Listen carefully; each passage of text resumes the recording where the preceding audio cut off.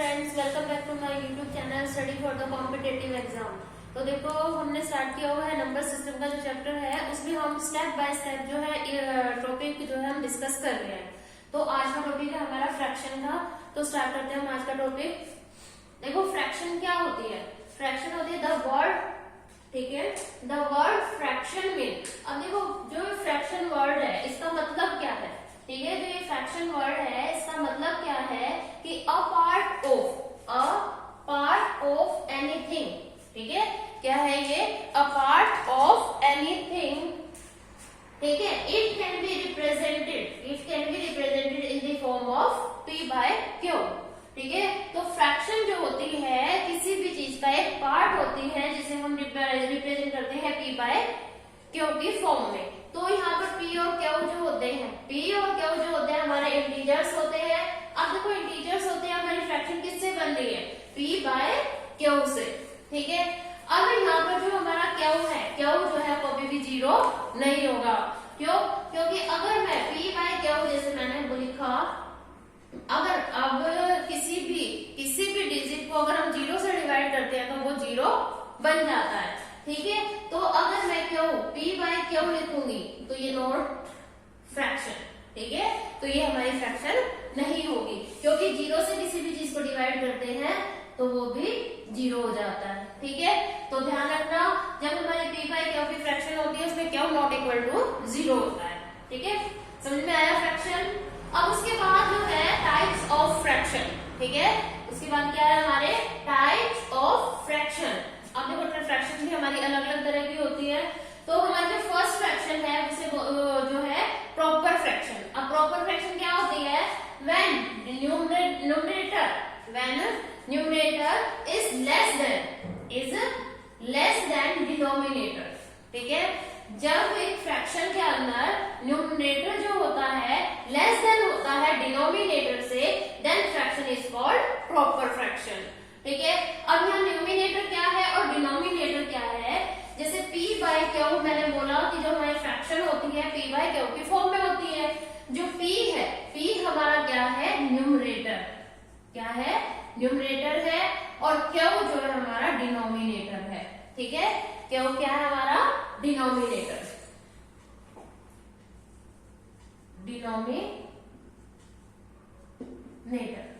ठीक है, क्लियर हुआ?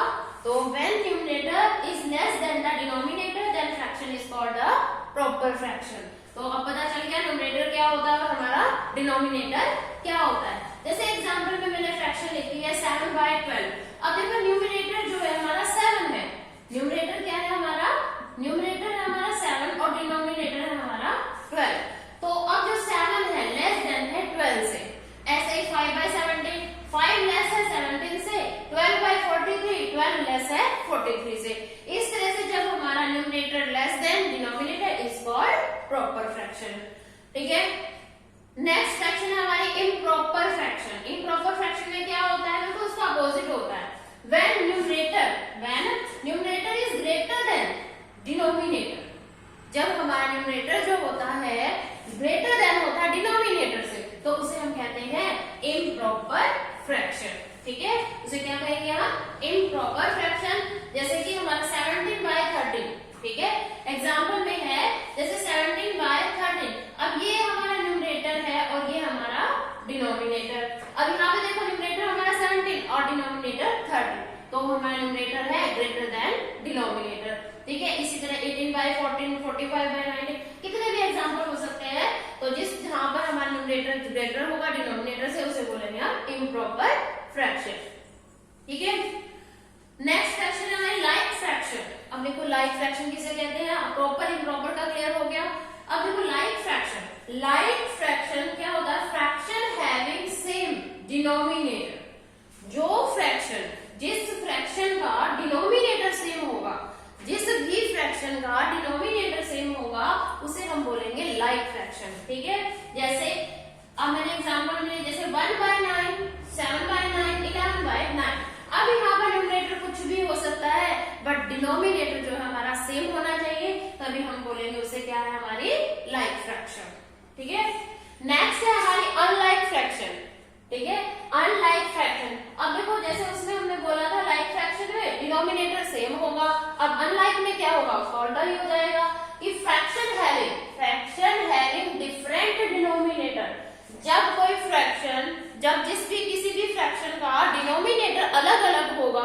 उसे हम बोलेंगे अनलाइक फ्रैक्शन।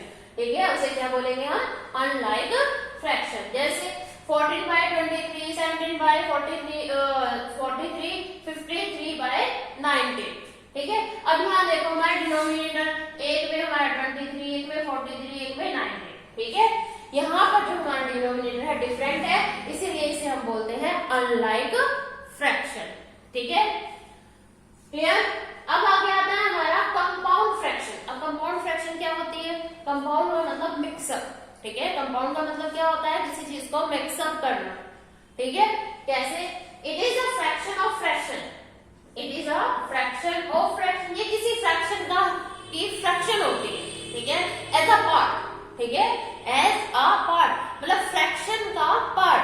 ठीक है, अब हमने अब फ्रैक्शन की जो डेफिनेशन पढ़ी थी, अ पार्ट ऑफ एनीथिंग। ठीक है, अब जो फ्रैक्शन होती है वो किसी का पार्ट होती है। अब फ्रैक्शन का ही पार्ट होती है। अब फ्रैक्शन का ही पार्ट हो उसे बोलते हैं हम कंपाउंड फ्रैक्शन। ठीक है, जैसे 1/3 ऑफ 5/9। 1/3 पार्ट किसका है? 5/9 फ्रैक्शन का। ठीक है, जो 1/3 पार्ट किसका है?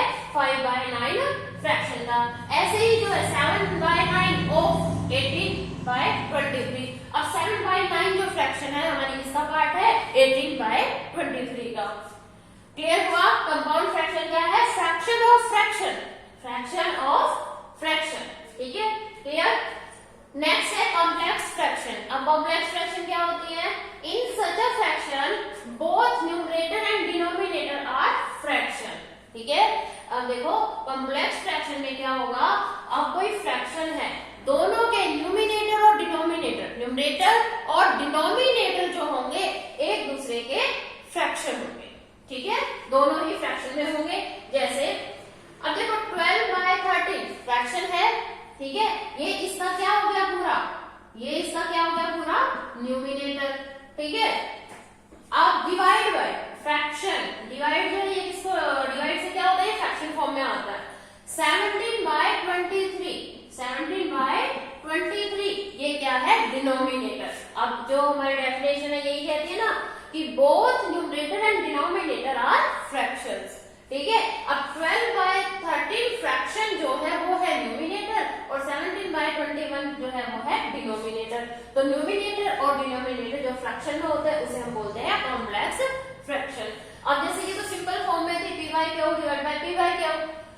अब यहाँ पर देखो इसमें 5/7 प्लस 13/72। ठीक है, अब यहाँ देखो अब ये हमारा इस फॉर्म में भी, अब ये जो पूरा है हमारा बन गया न्यूमिनेटर और ये वाला पूरा जो बन गया हमारा डिनोमिनेटर। और ये क्या है? इसकी फ्रैक्शन है। ठीक है, p/q की फॉर्म में। ठीक है, क्लियर हुआ? कॉम्प्लेक्स फ्रैक्शन क्या होती है? अ फ्रैक्शन बोथ न्यूमरेटर और डिनोमिनेटर आर फ्रैक्शन। क्लियर? अब ये पूरा हमारा न्यूमरेटर और डिनोमिनेटर किसकी फॉर्म में? फ्रैक्शन की फॉर्म में। इसे कहते हैं हम कॉम्प्लेक्स फ्रैक्शन। क्लियर? नेक्स्ट है हमारा मिक्स फ्रैक्शन। अब मिक्स फ्रैक्शन में क्या होगा? ठीक है, अब मिक्स में क्या है? प्रॉपर, इम्प्रॉपर सब जो है इस तरह से। ठीक है, अब देखो those fractions consist of a whole number. ठीक है, अब देखो फ्रैक्शन जो बनती है हमारी उसमें फ्रैक्शन में एक होल नंबर होता है, दूसरा फ्रैक्शन नंबर होता है। ठीक है, एक होल और एक फ्रैक्शन जो कि प्रॉपर फॉर्म में होता है। ठीक है, those fraction consist of a whole number and proper fraction are called mix fraction. Are called mix fraction. इसे हम क्या कहते हैं?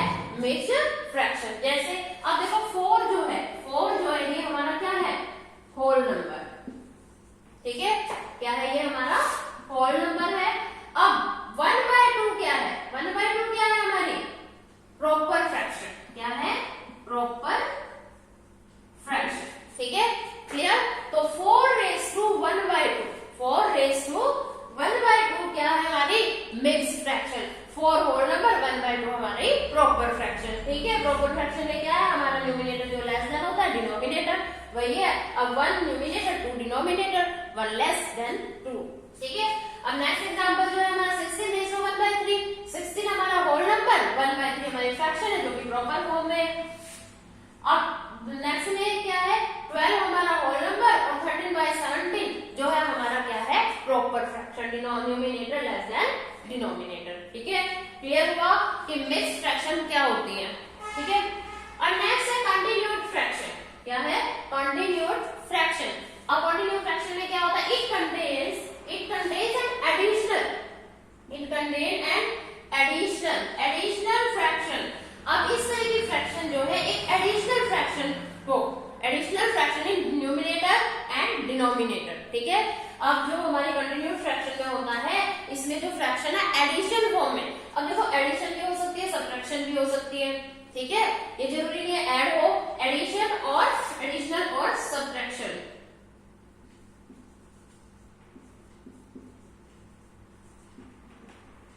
ठीक है, एडिशन और subtraction fraction in numerator and denominator. ठीक है, तो ये होती है हमारी कंटिन्यूड फ्रैक्शन। ठीक है, देखो कैसे एग्जांपल में, जैसे मैंने जो एग्जांपल लिखा होगा 12 प्लस 1 अपॉन में, 1 अपॉन में मतलब ये आ गया हमारा फ्रैक्शन रेशियो फॉर्म आ गया। 12 प्लस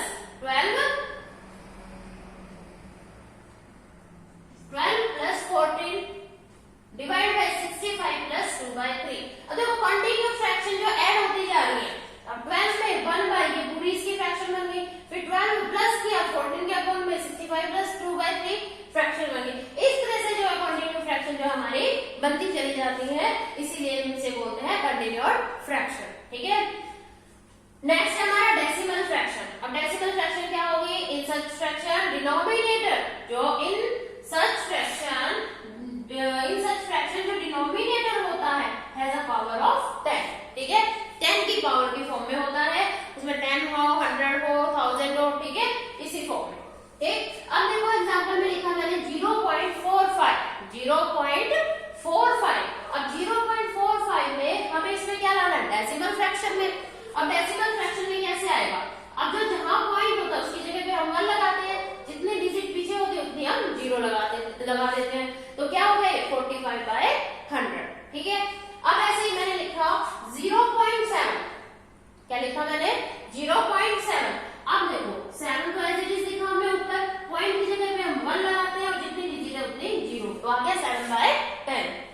ठीक है, नेक्स्ट एग्जांपल में अब मैंने लिखा 71, ऊपर लिखा।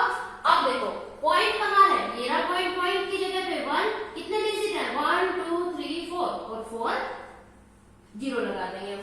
ठीक है, तो इस तरह से हमारी होती है डेसिमल फ्रैक्शन। ठीक है, तो आज की क्लास में इतना ही है।